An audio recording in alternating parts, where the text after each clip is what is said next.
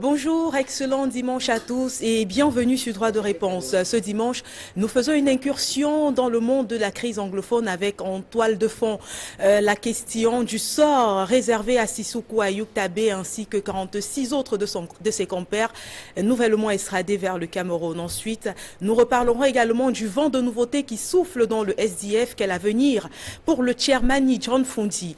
Et enfin, on reviendra sur la série de réformes ramenées par Paul Kagame au sein de l'Union africaine avec en toile de fond l'avenir de l'institution mais aussi de l'Afrique de façon générale. Voilà pour le sommaire, mesdames et messieurs.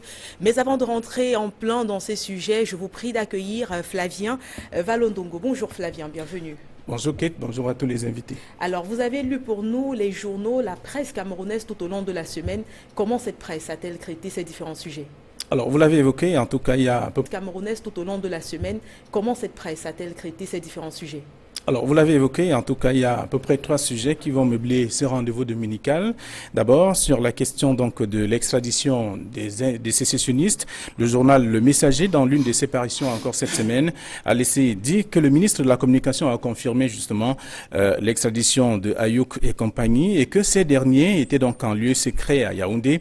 D'ailleurs, seulement, Le Messager a interrogé le silence du Nigeria face donc à cette extradition des leaders sécessionnistes anglophones.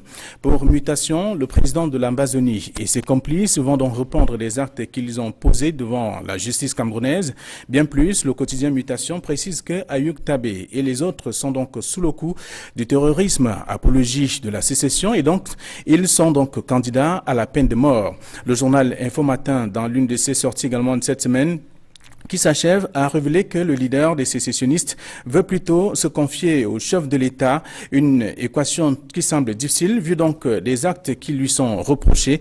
Le journal satirique Le Populi, en parlant notamment de l'extradition des sécessionnistes, se demande si leur interpellation ouvre désormais la voie au dialogue très attendu par le peuple.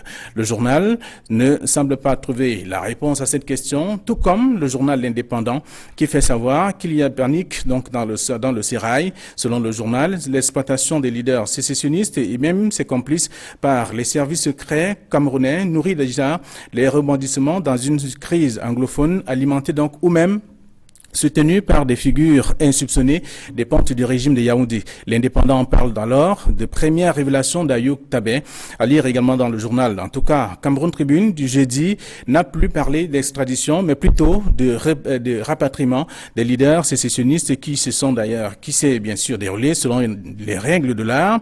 Le quotidien gouvernemental est donc allé fouiller dans les accords de coopération judiciaire et même de police signés en février 1960, accords de coopération judiciaire et même de police signé en février 1963 et même en mars 1972 entre le Cameroun et le Nigeria, ce qui a permis donc à ces pays frères au Cameroun de mettre donc à la disposition de la justice camerounaise les personnes mises en cause. Voilà tel que la presse a été traitée, en tout cas pour ce qui est du premier sujet de ce rendez-vous dominical. Et parlant du second sujet, vous l'avez également évoqué, on parle de la présidentielle 2018 avec le Social Democratic Front qui fait le buzz depuis quelques jours.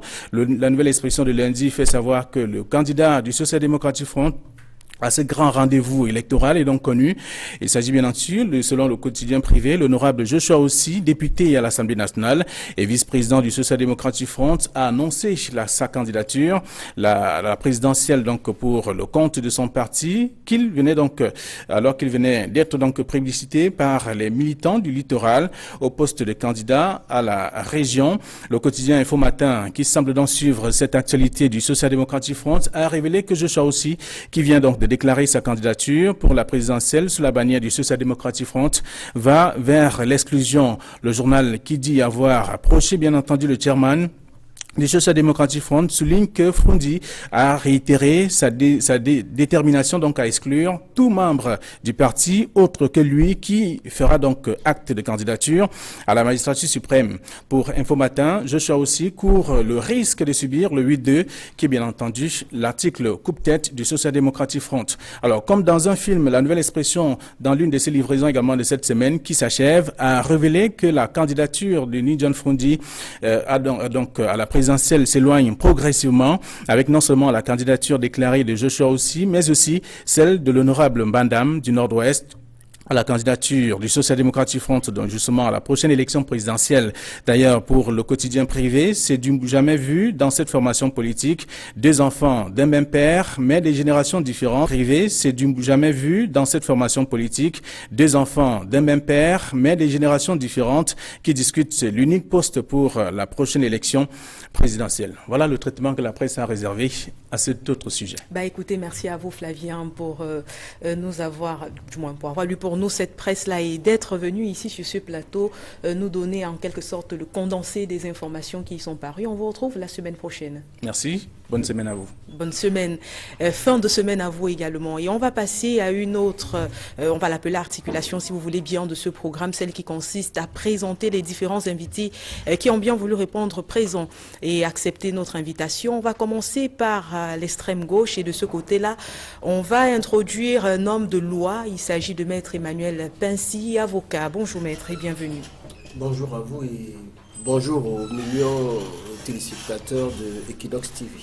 Et juste à côté de moi, à ma droite, j'introduis une autre personne qui appartient à un autre corps de métier. Il s'agit du journaliste Manu Djemba, à qui je souhaite également la bienvenue. Bonjour Kate, merci de m'avoir invité et je souhaite bonjour à tous les Camerounais, mais spécialement à mes frères anglophones. Abel Elim Bilobé a également répondu présent à notre invitation. Il est sur ce plateau situé juste à côté de Maître Emmanuel Pincy. Elim Bilobé, bonjour et bienvenue. Merci de m'associer encore à la réflexion de ce jour. Bonjour également à vos téléspectateurs et aux autres panélistes, pourquoi pas, surtout mon grand frère Pincy. Juste à côté de vous. J'ose croire qu'il sera candidat aux prochaines élections. Et on va introduire le dernier invité de ce panel, notre Emmanuel. Sauf que cette fois, il ne s'agit pas d'un homme de loi, mais plutôt d'un homme politique qui milite au sein justement du Social Democratic Front. Il s'agit d'Emmanuel Kouni, un homme politique qui milite au sein justement du Social Democratic Front. Il s'agit d'Emmanuel Kouni. Bienvenue à vous également. Merci madame, bonjour à tous les panélistes autour de moi sur ce plateau et je voudrais en profiter pour dire bonjour à tous vos millions de téléspectateurs et à ceux qui nous regardent, et toute autre personne qui nous regarde. Je crois que j'espère que nous allons être à la hauteur, n'est-ce pas, de vos attentes et que nous allons décrypter avec vous cette actualité dominicale. De toutes les façons, ils sont installés, les téléspectateurs, justement, ils sont à la recherche d'informations fraîches et d'analyses que vous allez faire. On va de se faire entrer dans le premier sujet de cette émission dominicale. Il s'agit bien sûr de la crise anglophone avec en toile de fond la question du sort réservé à Sisikou, Ayoub, Tabé et compagnie. On se souvient, lundi dernier, le ministre de la Communication a fait un communiqué dans lequel il annonçait la présence en territoire camerounais de 47 présumés terroristes, des Camerounais qui étaient arrivés dans les quelques heures qui précédaient finalement cette annonce. Une annonce qui est venue quand même remettre à l'ordre du jour et apporter un certain discrédit à toutes les analyses qui ont été faites par les hommes de loi, notamment sur l'impossible extradition de Sisikou Ayoub Tabé, une impossible extradition devenue possible. On va commencer sur ce sujet avec vous, Maître Pincy. Vous faites partie de ces hommes de loi qui ont tenté d'expliquer à l'opinion pourquoi justement il était presque impossible pour Sisikou d'être extradé en territoire camerounais. Mais aujourd'hui qu'on sait qu'il est présent dans les prisons camerounaises, l'opinion se demande si des lois internationales en matière d'extradition ont été violées. Non, je voudrais d'abord dire que nous n'avons pas une procédure d'extradition stricto sensu. Ça, je suis formel là-dessus. Parce qu'il n'y a pas de convention d'extradition entre le Cameroun et le Nigeria. Les textes dont on a parlé, c'est des textes multiformes, des accords juridiques, des accords de coopération, celui de 1963, et j'ai fouillé. Par contre, tout le monde sait que depuis que 1963, et j'ai fouillé. Par contre, tout le monde sait que depuis que, même Boko Haram, le Cameroun va chercher les terroristes à l'intérieur du territoire du Nigeria. Et nous avons c'est-à-dire c'est la nature du comportement, à part les bombes humaines, c'est la même chose qu'ont utilisé les sécessionnistes.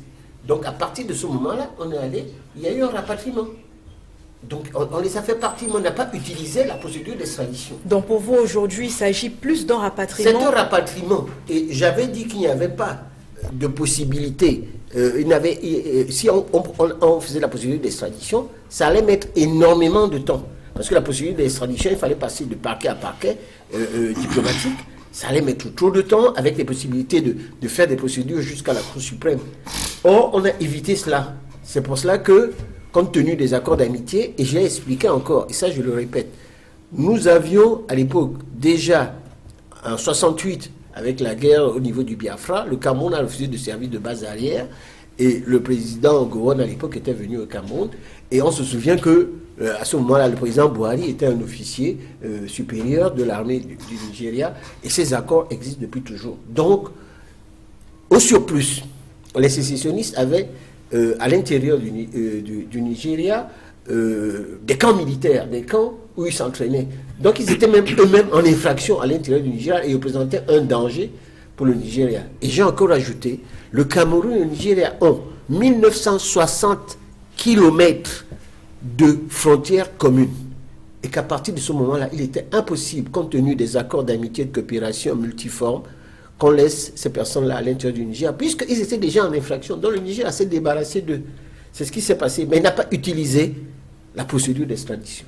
Mais pourtant, le ministre de la Communication, alors qu'il était en train de rendre publique cette information, a bien parlé d'extradition. Mais pourtant, le ministre de la Communication, alors qu'il était en train de rendre publique cette information, a bien parlé d'extradition. Aujourd'hui, depuis, il a changé.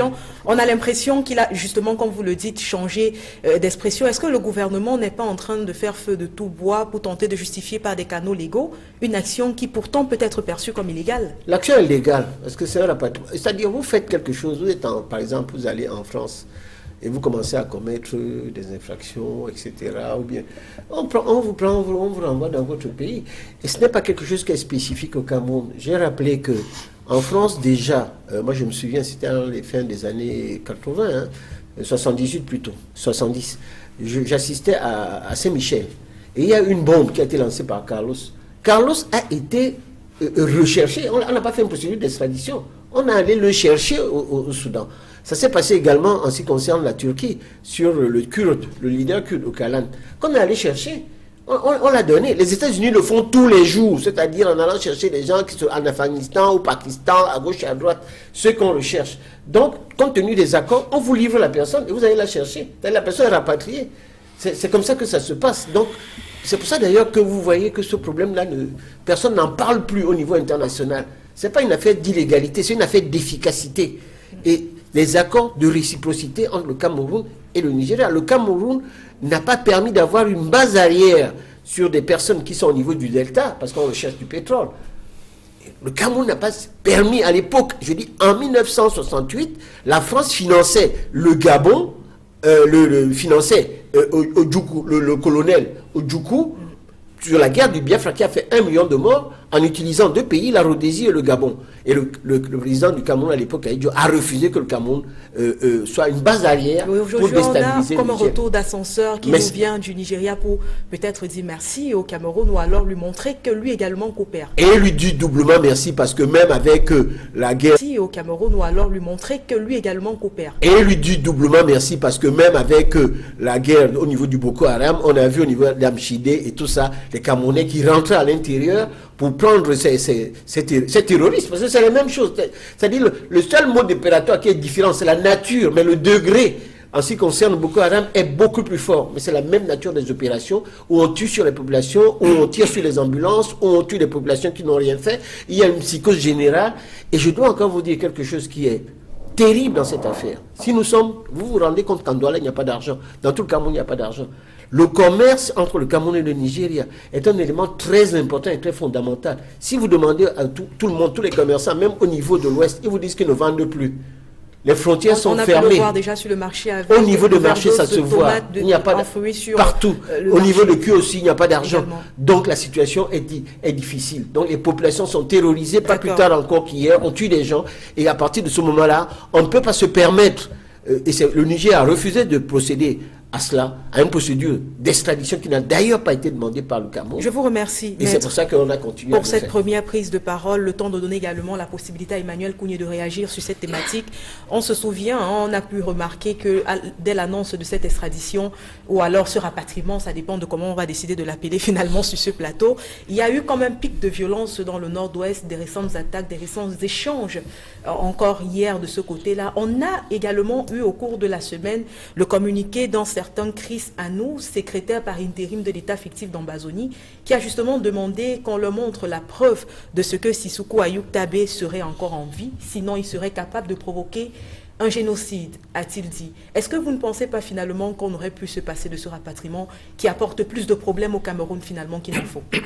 Bon, disons que ce rapatriement a déjà eu lieu et moi je crois que les autorités doivent à l'heure actuelle essayer de gérer avec un peu plus de prudence cette affaire-là et les autorités doivent à l'heure actuelle essayer de gérer avec un peu plus de prudence cette affaire-là et je pense d'ailleurs que c'est pour cela qu'on ne nous présente pas ces gens qui ont été rapatriés ou extradés comme vous voulez.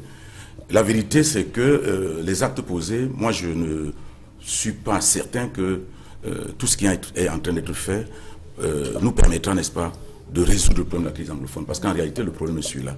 Et j'ai peur que les actions que nous sommes en train, qui sont en train de mener, soient des victoires des individus et non les victoires, n'est-ce pas, des États. Ces gens ont été rapatriés et puis il aurait fallu que, effectivement, comme les gens le disent, qu'on nous les présente. Et puis, si on les interroge, vous avez vu en 1971, quand on a arrêté Monseigneur Ndokmo et Wandi Ernest, même les enquêtes de police étaient diffusées sur la radio nationale. Donc il faudrait également que notre système judiciaire cesse de faire de provoquer des suspicions autour de son action. Si c'est une action que nous jugeons juste et légale, etc., nous n'avons pas besoin, n'est-ce pas, de faire ça dans une chambre noire. Parce que si tel est le cas, ça pose beaucoup de problèmes et on s'interroge sur l'efficacité d'abord de l'opération et sur même je peux même dire, le bien fondé de l'opération parce que ce sont des gens qui ont posé des actes ou qui sont présumés avoir posé des actes. Il n'y a pas de raison et qui doivent répondre des actes qu'ils ont posés. Il n'y a pas de raison qu'on fasse le mystère autour de cette affaire-là. On les a pris, on les a rapatriés, qu'on nous les montre. Et si on ne les montre pas, ça ouvre la voie, n'est-ce pas, à des supputations qui peuvent aller vers des directions que personne ne peut faire. Donc, moi, je crois que cette manière de faire n'est pas bonne. Pour ajouter de l'eau à votre moulin, on a aussi eu au cours de la semaine quelques images diffusées par le canal des réseaux sociaux nous montrant un Sissoko Ayuk Tabé fatigué, l'air malade. Et les gens qui prennent sur eux, qui a même de diffuser ces informations, font tout pour vous démontrer qu'en ce moment, il est en train de subir une certaine violence dans les cellules du CED. Oui, mais c'est le pouvoir qui prête le flanc à ce genre de choses. Si on nous avait présenté... Oui, mais c'est le pouvoir qui prête le flanc à ce genre de choses. Si on nous avait présenté M. Tabé, personne n'aurait sur lui. Encore que moi, j'ai vu cette photo qui ne me semble même pas être la photo de ce monsieur. Donc, c'est très compliqué cette affaire-là. Un pouvoir ne peut pas, n'est-ce pas, organiser le flou de cette manière-là. Moi, j'estime que ce qui est fait autour de cette affaire ressemble... On va dire que c'est une affaire d'État, etc. Oui, il y a eu d'autres cas. Et puis, ils vont se défendre. Il faut leur donner la parole, parce que il ne suffit pas de dire que les gens sont terroristes, il faut leur donner la parole, il faudrait qu'ils parlent, pour que nous on sache même quelles sont leurs motivations, pourquoi ils en sont arrivés à ça, et qu'est-ce que c'est que cette histoire où des gens pensent qu'ils peuvent diviser le Cameroun en deux. Est-ce que en réalité ils veulent diviser le Cameroun en deux? Est-ce qu'ils demandent le plus pour avoir le moins? Est-ce que il faudrait qu'on leur donne la parole et qu'ils s'expriment et que les Camerounais puissent comprendre cela. Il ne faut pas que ça soit une affaire comme les affaires du coup d'État du 6 avril, où les gens ont été jugés, personne ne sait qui a été jugé, ou qu'est-ce qu'il a dit, etc. Non, je crois que nous sommes dans une république. Et je dis, à la pire dictature d'Aïdjo, des gens ont été arrêtés, qui étaient considérés comme on peut même dire qu'on les considère comme des gens qui ont même tué Jésus ou je ne sais pas quoi, mais on leur donne la parole.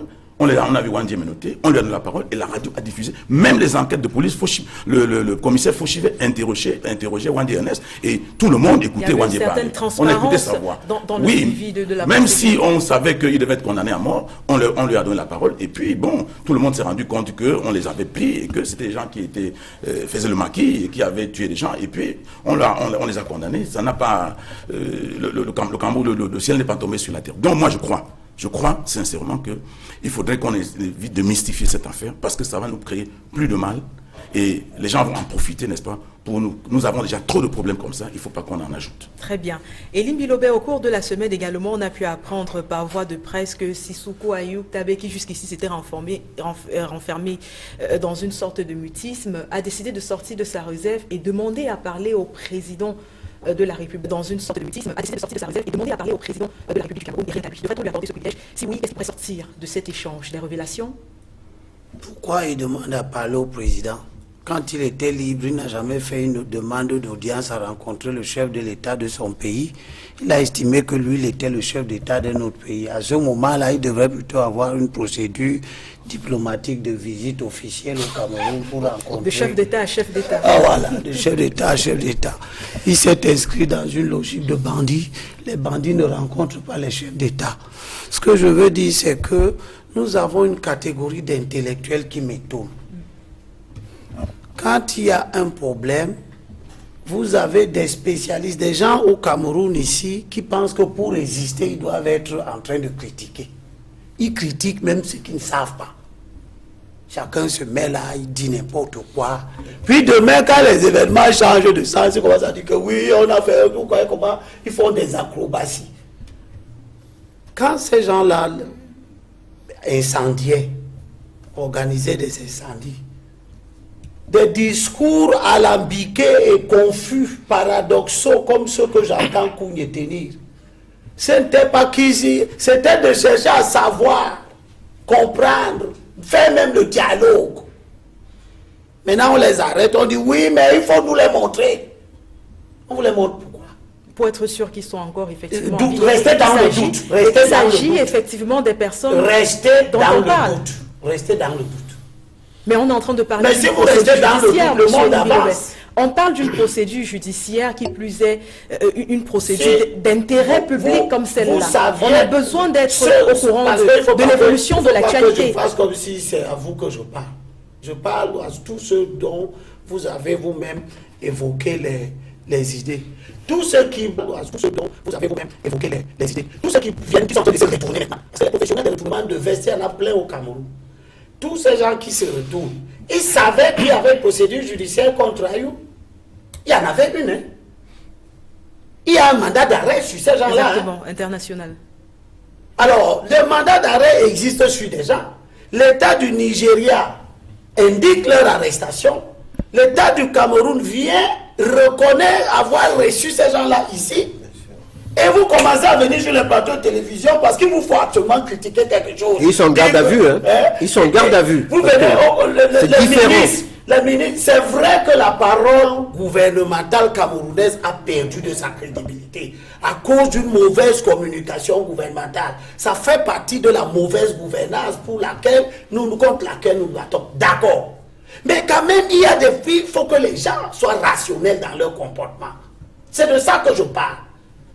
Il faut que les gens aient, dans leur comportement politique, qu'ils rendent compte de leurs convictions. Ce n'est pas parce que nous combattons le gouvernement du Cameroun et qu'il est un mauvais gouvernement. Moi-même, je le combats. Je veux même qu'il tombe demain. Mais, quand ce gouvernement-là a raison, n'hésitons pas de dire qu'il a raison. Un individu, des gens s'organisent en association, en violation des lois de notre pays, ils portent notre nationalité, envisagent la division de notre pays, lancent un mouvement armé sur le territoire, brûlent les écoles, etc. Et par bêtise, parce qu'ils sont effectivement très idiots, excusez-moi le thème sur votre plateau, ils s'en vont s'installer au Nigeria. Que de toute évidence, toute analyse élémentaire montre que le Nigeria ne peut pas leur servir de terrain d'accueil. Les relations entre le Nigeria et le Cameroun ne peuvent pas leur servir de terrain d'accueil. Les relations entre le Nigeria et le Cameroun, les souffrances de ces deux États par rapport au mouvement de déstabilisation à l'est du Nigeria, au sud-ouest et au nord-ouest du Cameroun, leur main dans la lutte contre Boko Haram, etc. Tous ces événements, ce capital historique de collaboration politique, judiciaire, militaire, montre très bien que choisir le Nigeria comme lieu où on va s'installer pour commencer à diffuser n'importe quel type de message, même la radio, leur radio qui est en Afrique du Sud, elle ne tiendra pas pour longtemps. Je peux vous le garantir. Alors, faire de tels choix, c'est être suffisamment imbécile. Des gens raisonnables savaient qu'on va les arrêter. En restant poli, s'il vous plaît. Des gens raisonnables, non, il faut être poli avec les gens qui tuent il faut être poli parce qu'il y a des enfants qui nous regardent. Oui, les enfants, mais ça c'est on doit c'est prévu dans le dictionnaire. Voilà. Non, quand je parle ici, je parle du français correct. Vous pouvez bien me le considérer. Je parle des gens faibles d'esprit. C'est de la faiblesse d'esprit, stratégiquement, que des gens qui se disent capables de lancer de tels mouvements, d'une telle importance géostratégique dans le monde. N'importe qui ne se lève pas pour dire qu'il fait une sécession quand même. Très bien. Une sécession, c'est un événement majeur en politique. Donc on suppose que vous êtes intelligent, que vous êtes stratège, que vous avez de la... Très bien. Elim Bilobé, je vous remercie. Et vous allez vous installer au Nigeria. Je vous remercie pour cette première prise de parole.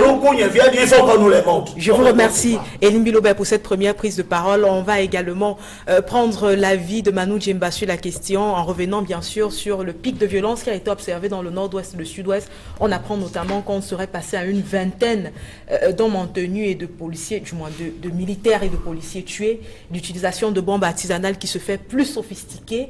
Est-ce qu'il ne serait pas un peu trop tard aujourd'hui pour reparler de dialogue après toute cette série de violences? Merci de me donner la parole. Aujourd'hui pour reparler de dialogue après toute cette série de violences. Merci de me donner la parole, Kate. Je voulais dire que, bon d'abord, comment dire ça, présenter mes condoléances à tous les morts. À toutes les familles des morts. Oui, plutôt à toutes les familles des morts, à tous leurs amis. Aussi, présenter mes regrets à tout ce qui se passe dans ce pays, à tous les Camerounais. Ce que je veux dire, c'est que je suis profondément peiné dans la mesure où je suis un anglophone. Maître Pincy le sait, j'ai accompli mon secondaire à Manawobe, à Victoria et à Moliko. J'ai représenté le West Cameroun aux Jeux au Suc en 70 à Tchang, à Douala en 72. J'ai été porte-drapeau. Je connais ce pays. Pour moi, c'est un pays. J'ai la culture de ce pays. Et tout ce qui vient d'être dit là, je l'entends, mais je dis, quelles que soient les raisons des uns ou des autres, je ne pense pas qu'on devait arriver à tout ça.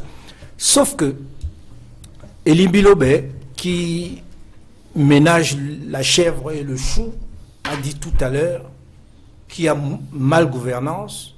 Il a dit qu'il a affaire à des imbéciles de l'autre côté. Moi, je lui dirais tout simplement une chose.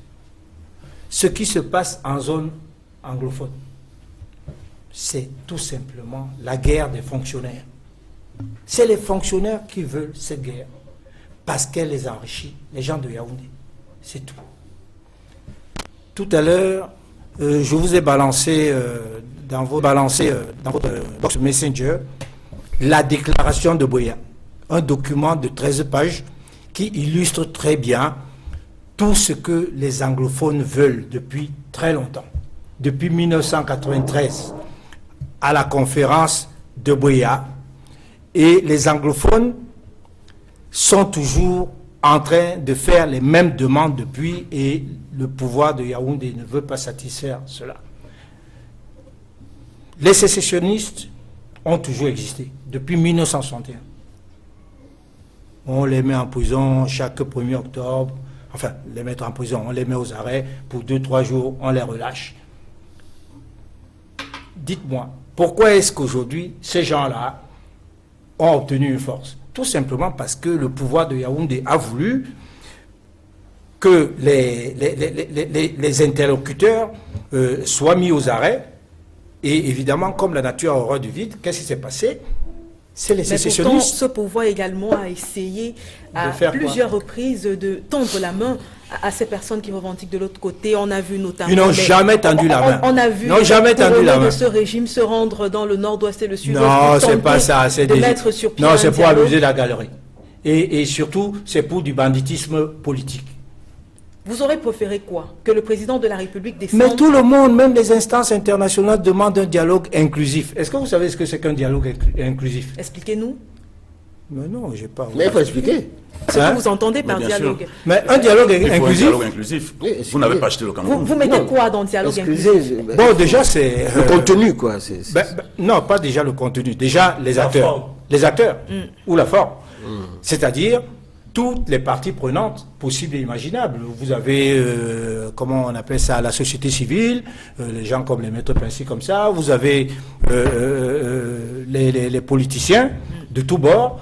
Et comme ça, vous avez les politiciens de tous bords. Et vous avez des gens comme moi, des journalistes, ainsi de suite. Il y a beaucoup de gens qui peuvent Vous participer. dialoguez, c'est vous qui avez la fait cette crise. Donc les sécessionnistes seront dans votre dialogue inclusif. Pourquoi Pourquoi pas? ils ne seraient pas? Pourquoi ils ne seraient pas? Pourquoi ton problème? Mais oui, il serait. Il serait. J'ai simplement demandé, dites-moi que oui, dans Il votre- serait. dans votre inclusion, il y a les sécessionnistes. Il serait. Et qu'est-ce que le contenu de... Moi, je vous ai pas, et le vous me demandez pourquoi Mais pas. parce que comprendre. tu dis Monsieur Non, je Jimmy, demande j'ai à pas Manu encore- Demba je- de compléter sa pensée. Je vais C'est compléter, tout. mais pour répondre à Maître Pincy qui demandait le contenu. Et le contenu, j'en ai déjà parlé tout à l'heure.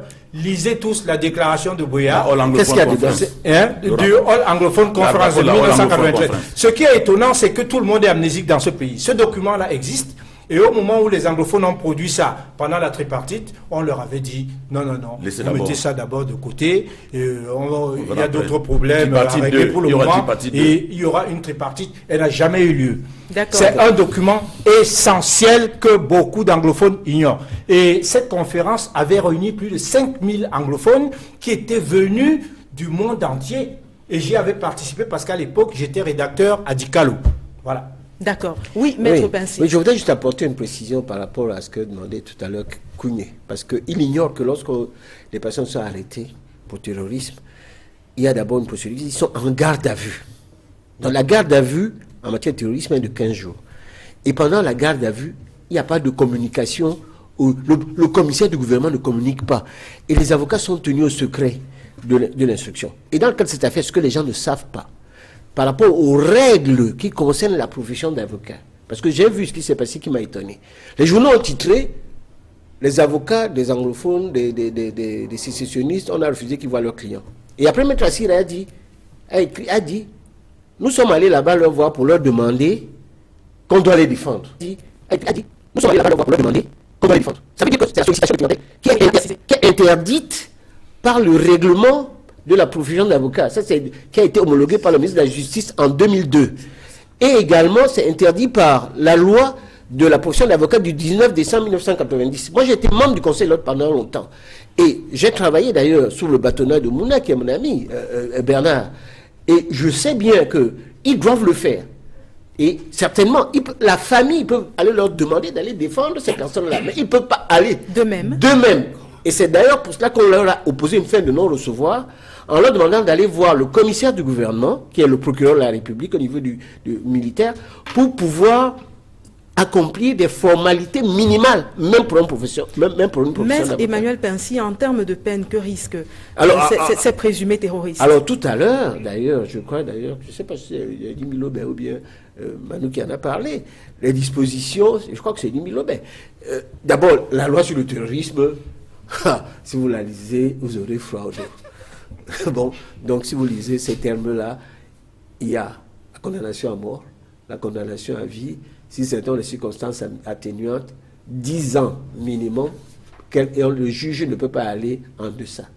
Mais si vous regardez également une disposition sur la sûreté de l'État, qui était déjà prévue dans les articles 111, ça c'est la loi 91-007 du 30 juillet 1991 sur la sécession, est puni d'un emprisonnement à vie. Celui qui, en temps de paix, entreprend par quelque moyen que ce soit de porter atteinte à l'intégrité du territoire.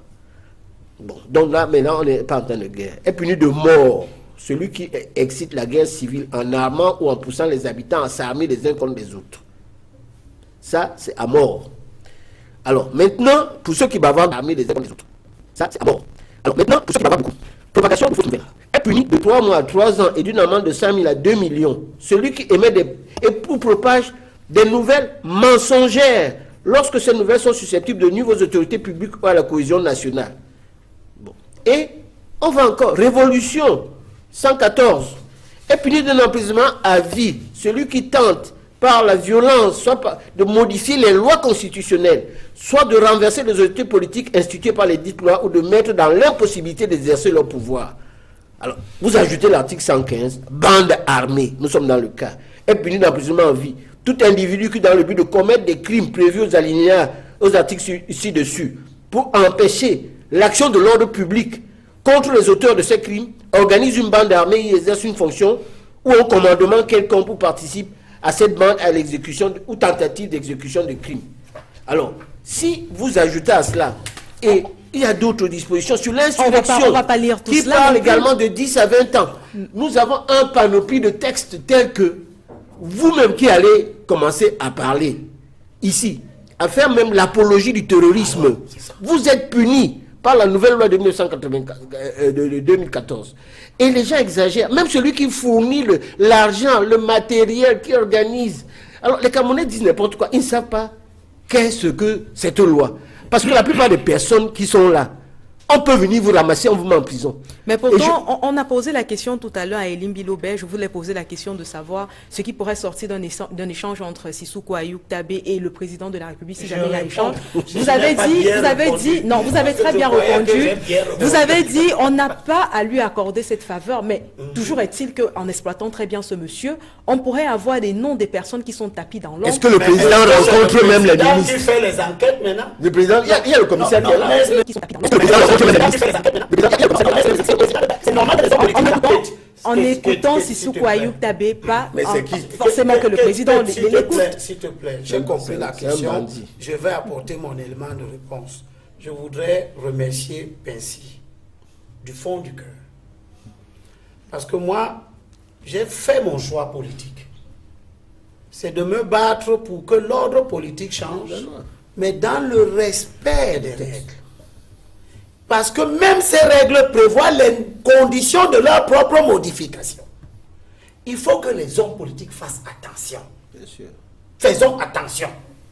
Mes chers frères de l'opposition, je suis encore dans cette famille. Et je dis faisons attention. Ce n'est pas parce que nous voulons renverser le régime que nous devons croire que tous les discours sont permis. Il y a des discours qui n'ont plus rien à voir avec le régime, mais qui mettent en difficulté la société même dans laquelle nous vivons. Il est important de rappeler ces dispositions que Maître Pensi vient de rappeler. Voilà des gens qui se disent sérieux en politique, qui disent oui, il faut que Sissoko rencontre. Sissoko est arrêté dans le cadre d'un grand banditisme décrit dans le code pénal. Pourquoi vous ne demandez pas quand on arrête les voleurs qui rencontrent le chef de l'État? Qu'est-ce que c'est que ce pays? Ceux qui nous disent ça, quand ils seront aux affaires, on va arrêter les bandits, les grands criminels, les braqueurs. Le braqueur va dire qu'il a envie de dire au président de la République pourquoi il braque. On l'amène au palais, va voir le président. Il va lui dire pourquoi tu braques. Qu'est-ce que c'est que ce comportement-là? Tous ceux qui font ça parce qu'ils pensent que ça va ébranler le régime. La lutte que nous menons, chers frères, pour renverser cet ordre politique, ne passe pas par la démagogie. C'est pas les yeux. Quoi? Elle ne passera pas par la démagogie. Pas les yeux. Elle passera par la force de l'argument. Elle ne passera pas par la démagogie. Elle passera par la force de l'argument intellectuel qui va permettre de mobiliser les électeurs en notre faveur. La complaisance dont certains d'entre nous veulent faire preuve au nom du politiquement correct. Ils viennent ici, ils disent qu'ils veulent un dialogue. Ce discours-là nous fatigue. Et ce dialogue, tu peux rentrer chez toi si tu es fatigué. Et ce dialogue, certains le disent inclusif.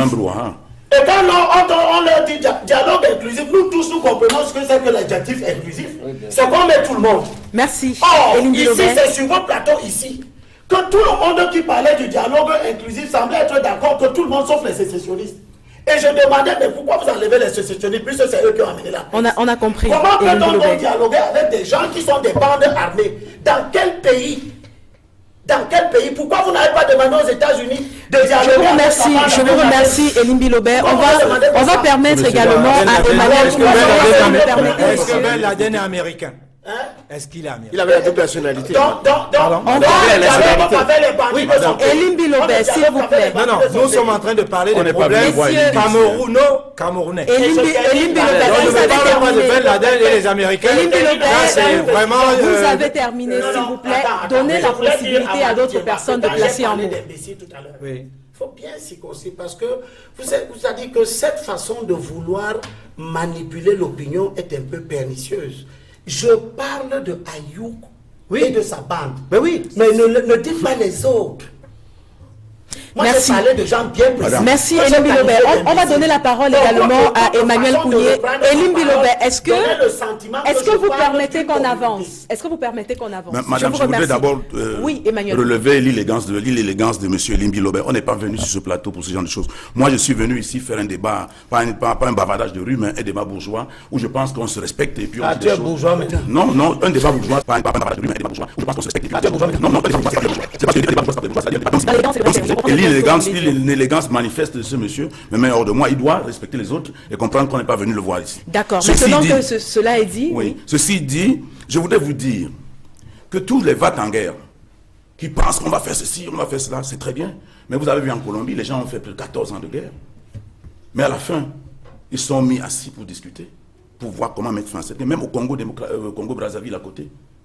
Il y avait un qui était en prison, qu'on appelait terroriste, machin et tout ça. Le président l'a sorti de prison pour signer des accords avec lui parce qu'on avait besoin de la paix. Madame, quand une vie est perdue, quelles que soient les raisons pour lesquelles une personne est assassinée, la personne est préférable à la raison. Donc, il faut comprendre que vous ne pouvez pas, parce que vous êtes dans la position forte, penser que vous allez citer tout ce que Maître Pensy est en train de citer là-bas. Là, c'est le texte. Vous citez tout ça pour que les gens continuent à mourir en brousse. Non, pour que les gens comprennent. Oui, mais il faut- Nul n'est censé. Oui, Excusez-moi, je suis monsieur d'accord Kounié. avec vous, On mais parle, sachez- on parle, Oui. excusez-moi, je vais pas une seconde. Vous avez dit qu'on va parler d'une manière bourgeoise. Moi, je suis avocat et professionnel. Et je parle aux téléspectateurs qui sont des Camerounais et les étrangers pour leur dire que voilà l'état du droit positif en vigueur. Et à partir de ce moment-là, si vous ne le connaissiez pas, permettez-moi, qui fait cette profession depuis 40 ans et depuis Paris, de vous expliquer ce que c'est que la loi. Et après, vous allez parler de la Colombie et ce qui Je s'est sais passé parfaitement ce dans que le c'est cadre que la de loi, Paris. cher monsieur. Non, vous ne Moi, connaissez pas la je loi. sais, Sinon, je vous ne n'avez connais pas les discuté, textes, je ne connais pas ces vous ne textes-là, pouviez pas mais discuter. je sais ce que c'est que la loi. Vous ne connaissiez pas ce que c'est Vous que pouvez- la garde à vue en matière de terrorisme qui est de 15 jours. Et pendant la garde à vue, le procureur... Vos propres collègues avocats sont allés chercher à les rencontrer. Excusez-moi, Ça veut dire ils que- ont fait une erreur. Bon. J'étais membre du Conseil de l'ordre et c'est une erreur. Et ça, je suis formel là-dessus. Vous chutez, oui. Bon, je voudrais donc dire... Membre du Conseil de l'ordre et c'est une erreur. Et ça, je suis formel là-dessus. Vous chutez, oui. Bon, je voudrais donc dire que quand il y a une situation comme celle-ci, ce qui a lieu de faire, c'est comment allons-nous arriver à une solution. Moi, j'ai vu sur les réseaux sociaux une jeune fille de peut-être 23 ans qui avait une grossesse de 4 ou 5 ou 6 mois, qui a été assassinée, un jeune gendarme. Je ne sais pas si c'était avant-hier ou je ne sais plus quand, mais tous ceux qui regardent ces photos coulaient les larmes. Assassiné par qui? Assassiné par les terroristes. Par les terroristes. Mais on a montré aussi une maman de 95 ans qui a été brûlée dans la maison. Donc tout cela doit cesser, cher monsieur. Chaque fois, vous pouvez dire que tous ceux qui sont morts, même ceux qui ont été tués le 1er octobre, ont été tués par les terroristes selon vous. Mais je voudrais vous dire que chaque fois qu'un être humain tombe, il n'y a pas de contrepartie possible. Vous ne pouvez pas dire c'est parce qu'il y a eu ceci que cette personne est morte. Il est question de mettre fin à ces violences-là de tous les côtés et qu'on trouve une solution à ce problème. Vous ne pouvez pas continuer à penser que vous allez vous braquer dans une situation comme celle-ci et elle se dégénère. On a arrêté les Ayoub. Moi, je croyais qu'en les arrêtant, ça pouvait faire chuter un peu la tension. Mais on a cité plutôt le contraire. Donc, pour moi, pour ma part, je crois que ces gens ont été arrêtés, ont été renvoyés au Cameroun, vont être jugés, mais il faudrait que tout cela, tout ce qu'on est en train de faire, s'inscrive dans la dynamique de l'apaisement et de la solution à cette affaire. C'est-à-dire que tout ce qu'on est en train de faire puisse mettre un terme à cette affaire qui nous fatigue depuis et que les résolutions de la All Anglophone Conference soient également prises en compte parce que les anglophones ont... Je vous rappelle que quand on écrivait la Constitution, on leur a dit qu'on devait faire une tripartite 2 qui n'a jamais vu le jour. Donc la politique, la roublardise qui a fait à Yaoundé doit également cesser. Vous ne pouvez pas gérer les gens comme si c'était des enfants. Nous avons tous été à l'école. Et chaque fois que vous mentez, et on a parlé de dialogue tout à l'heure, le dialogue n'est plus possible avec les gens de Yaoundé. Parce qu'il y a eu un dialogue à la tripartite de 80. Comme il ne faut pas de dialogue, il faut pas Attendez, la guerre. Il faut la guerre. C'est eux qui ne peuvent pas faire continuez le dans la dialogue. Non, logique. Monsieur, laissez-moi terminer. Laissez-moi conduire ma pensée. Soyez logique. Oui, je suis logique. Laissez-moi Je continuer. comprends pas. Oui, vous ne comprenez Par pas. rapport à vous. Laissez-moi conduire ma pensée. Vous comprenez quoi? Et vous dites ce que vous dites là? Monsieur, je comprends. Oui, écoutez, en donc tant que laissez-moi professionnel et conduire à ma mon pensée. niveau. tout le monde est professionnel dans son domaine. Il n'y a pas de dialogue. Qu'est-ce qu'il faut alors? Je vous dis ceci. Avec les gens de Yaoundé. Permettez-moi de parler. Il faut la guerre. Je ne suis pas venu vous voir non plus. Il faut la guerre. Je n'ai pas dit qu'il faut la guerre. Alors, en attendant que vous puissiez vous calmer tous les deux. Le dialogue, il y a eu une tripartite en 93. Au terme de cette tripartite, il y a eu des résolutions. Et tout le monde a été d'accord que ces résolutions devaient être prises en compte. Ces résolutions ont été mises sous le coude. On a fait une constitution où tout ce qui a été mis dans la constitution est mis sous le coude, les institutions ne sont pas mises en place. Aujourd'hui, s'il y a un autre dialogue, le problème c'est que ceux qui vont dialoguer avec le pouvoir de Yaoundé vont demander au pouvoir de Yaoundé quel est le sort que vous allez réserver aux résolutions qui vont sortir de ce dialogue. Je vous remercie. Voilà ce qui bloque le dialogue chez nous. Je vous remercie Emmanuel Kounié et on va sortir de ce sujet avec la dernière prise de parole de Manu Ndjimba à ce sujet. On ne perd pas de vue que l'année 2018 est une année élective et qu'au cours de cette année justement il y aura toute une série de campagnes électorales à faire qui ensuite va laisser la place aux élections. Quel peut être, en fin de compte, l'impact de cette crise anglophone sur la bonne suite des élections, la bonne marche? Disons que moi, je ne pense pas que les élections seront menées dans de bonnes conditions. C'est la première chose. Pourquoi je le dis? C'est parce que au nord, il y a Boko Haram. Maintenant, il y a le problème anglophone, à l'Est même ça ne va pas. Mais ce que je veux dire, c'est que on ne peut pas amener les gens à des situations idiotes. Quand je dis idiote, ça veut dire tout simplement que le problème anglophone en lui-même, quand je dis idiote, ça veut dire tout simplement que le problème anglophone en lui-même n'aurait jamais dû poser problème dans ce pays. Jamais. Sauf que il y a des gens dans ce pays qui pensent qu'ils peuvent toujours pêcher dans les eaux troubles. Et c'est de ça qu'il s'agit aujourd'hui. Maintenant, est-ce qu'on peut organiser les élections? Les villages sont brûlés au nord-ouest. Il y a beaucoup de coups de feu, des explosifs. Il y a des déplacés dans toute la zone, il y a des aujourd'hui. déplacés. Comment peut-on humainement constater ce genre de problème et penser organiser quoi que ce soit? C'est un peu comme si on voulait faire une fête et la maison du voisin à côté est en train de brûler. Mais on est tenté de se demander que font les élus. Ce que font les élus, les élus sont très embêtés. Les élus sont très embêtés tout simplement parce qu'il s'agit du choc de deux civilisations, disons ça comme ça, ou de deux cultures, enfin plutôt, pas civilisation, de deux cultures. Il y a une culture anglophone, moi j'en fais partie, ma mixité est là, c'est vrai, mais je comprends très bien les gens de l'autre côté. Le résultat de tout ça, c'est que ces gens-là sont très mal à l'aise aujourd'hui. Comment pouvez-vous penser faire des choses en les ignorant? Et jusqu'à quand? C'est pas possible. D'accord. Donc, pour moi, les élections auront lieu, mais ce seront de très mauvaises élections, tout simplement parce qu'on ne tiendra pas compte de tout le monde. D'ailleurs même, au Cameroun, on n'a jamais tenu compte de tout le monde, puisque on ne tient pas compte du verdict des urnes. Contrairement à ce que M. Elimbi dit, ce n'est pas les urnes qui vont parler dans ce pays. Les urnes n'ont jamais parlé, sauf une seule fois. Et encore. C'était une victoire volée. Très bien. On parle d'élections et on reste justement sur cette thématique-là pour se poser la question de savoir ce qui se passe dans le Social Democratic Front.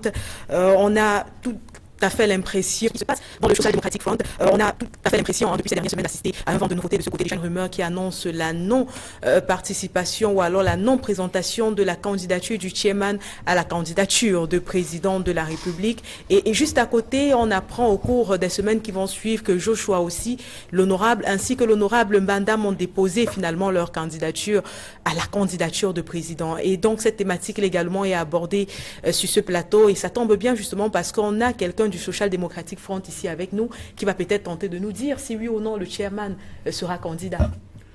Le chairman peut même être candidat. Mais la vérité, c'est que ce qu'on sait, c'est que le chairman a déposé son dossier de candidature au poste à sa succession à la tête du parti. Oui. Donc il sera candidat au poste de président national du Social Democratic Front. Maintenant, pour ce qui est des élections présidentielles, il y a 2 candidats qui sont annoncés. Il y en aura d'autres. Je peux vous garantir qu'il y en aura d'autres. Et au SDF, il y aura des primaires. Et puis, comme au Cameroun, nous sommes des gens des gens avancent vers la modernité parce que nous croyons toujours reculer. Nous, au SDF, on avance vers la modernité. Vous avez vu en France, à la droite, vous avez vu comment au Parti républicain, il y a eu plus d'une dizaine de candidatures. Ça n'a fait du mal à personne. Il y aura les primaires. À la fin du mois de février, au SDF, il y aura plusieurs candidats au poste de président et le vainqueur sera le candidat aux élections présidentielles. Nous arrimons à la modernité. Bon, maintenant, ceux qui jacassent là, ils disent des choses qu'ils ne comprennent pas. Ils ne sont pas militants du SDF, même si hier ils y étaient. Aussi, je choisis parfaitement le droit de déposer sa candidature. Mbandama a déposé la sienne. Je vous garantis, il y aura un nègre à la fin de la semaine qui commence. Après ce nègre-là, il y aura peut-être d'autres candidatures. Nous aurons peut-être 4, 5, 6 candidatures. Et puis, il y aura les primaires. Et nous allons faire des primaires transparents. Nous voulons donner une leçon de démocratie aux Camerounais parce que ça bavarde partout. Est-ce qu'il ne s'agit pas d'un sujet qui crée de l'instabilité au sein de Non, aucune votre instabilité. parti? Pourquoi est-ce que vous pensez qu'il y a de l'instabilité? Même au Cameroun, s'il y avait des élections présidentielles à 2 tours, tout ce désordre. Non, aucune instabilité. Pourquoi est-ce que vous pensez qu'il y a de l'instabilité? Même au Cameroun, s'il y avait des élections présidentielles à 2 tours, tout ce désordre, tous ces discours, on dit la justice, des gens qui regardent, comme le monsieur dit Panama, qui regarde un texte, il dit je lis ce que je vois. Et tu dis lis ce que je vois en 92. Les gens se comporteraient un peu mieux que ça. Il faudrait que les textes soient des textes un peu plus sérieux. Moi, je crois qu'au SDF, et ceux qui lisent les statuts du SDF ou qui ont lu les statuts de ça, les primaires sont prévus. Et on va faire les primaires et on va demander à ceux qui vont perdre aux primaires de se mettre derrière ceux qui vont gagner. Ça sera un test, n'est-ce pas, d'avancer. Parce que nous, depuis plus de 25 ans, on est dans cette affaire-là. Il est question que les gens, n'est-ce pas, s'arriment à la modernité et que les gens commencent à être des hommes normaux parce que le pouvoir a créé, n'est-ce pas, un référentiel avec des déformations. Il ne faut pas que, parce qu'on se trouve dans ce référentiel, que tout le monde soit déformé. Nous voulons être, n'est-ce pas, un grain de diamant dans un panier de merde. Très bien. Aujourd'hui, on a l'impression, quoi qu'on dise, que le SDF est un tout petit peu en perte de régime, ce qui laisse finalement poser la question de savoir, Elim Bilobel, si le chairman ne devrait pas penser à céder la place à plus trépide et, disons-le, plus jeune que lui. C'est des questions qu'il faut poser au chairman. Moi, je voudrais, avant de rentrer un peu dans les comportements du SDF, dire aux Camerounais que le Nord-Ouest et le Sud-Ouest ont tous les deux 35 députés à l'Assemblée nationale. Parmi lesquels 13 du SDF, 14 d'ailleurs. 13 au Nord-Ouest et 1 au Sud-Ouest. Sur les 35, 14 sont du SDF. Ils sont à l'Assemblée nationale depuis 1997 que les députés du SDF sont à l'Assemblée nationale. Aucun d'eux n'a pris la parole à l'Assemblée nationale pour poser le problème de la Hall Conférence qu'on me raconte là. Des documents de Béa, tout ça. Vous faites comme si ces documents existent aujourd'hui et vous faites comme si vous en parlez, vous êtes inspirateur de quelque chose d'extraordinaire. Si vous en parlez, vous êtes inspirateur de quelque chose d'extraordinaire. Tu peux être très bourgeois. Ouais, comment vous êtes rattrapé par vos fantaisies? Je ne comprends rien. Allez-y, Elim Bilobel, allez-y. Tu es complètement égaré. Voilà donc des gens qui sont à l'Assemblée nationale, dont les responsables, je ne sais pas si c'est un responsable de la communication, viennent sur les plateaux de télévision faire la morale politique à tout le monde. Oubliant qu'ils sont à l'Assemblée nationale, là où ces affaires se décident. Ils n'ont porté la parole d'aucun anglophone. Ils n'ont pas revendiqué l'application des décisions de la tripartite relatives aux problèmes anglophones. Aucun. Il a fallu attendre que Agbobala et Fontaine, qui ne sont pas des politiques, qui sont des syndicalistes, posent des problèmes politiques, ce qui est une extraversion de leur fonction. Pour que des gens commencent à pullulter sur les plateaux de télévision et nous donner des leçons de conduite des affaires publiques. Donc je passe sur ça parce que vous avez clos le chapitre en prenant des dispositions pour qu'on ne s'exprime pas dans le fond. Pour revenir sur la forme de ce que vous appelez ce qui se passe dans le SDF. Il dit qu'il va donner la leçon de démocratie au Cameroun. C'est-à-dire que c'est ça le problème que j'ai avec mes amis de l'opposition. Ils ne se regardent pas au miroir.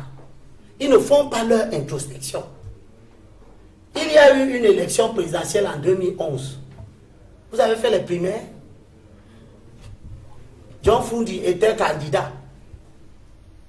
C'est que eux tous sachent que s'il y a un candidat du SDF, c'est un candidat qui va être porté par un parti, le SDF, qui aux dernières élections législatives était absent dans 5 régions. Tu as recommencé. On peut vous Tu as reprocher, recommencé avec Elie ton Milobert, Non, vous voulez pas me laisser de parler. parler dans la Mais c'est depuis sous-réforme. 1 an qu'il raconte ça sur le plateau. Pas Non, me laisser on parler. est en train de On sortir est des fatigué avec questions cette qui vous histoire. sont posées. Il faudrait qu'on Non, on ne permette... sort pas, je vous explique. Il faudrait, Je Elie vois. Milobert, Je vous qu'on explique permette aux gens qui ce nous que nous écoutent. voyons. Il faudrait Vous qu'on ne leur voyez rien. permette de sortir quelque chose de cette émission. Vous n'allez Est-ce pas que nous vous dire ça.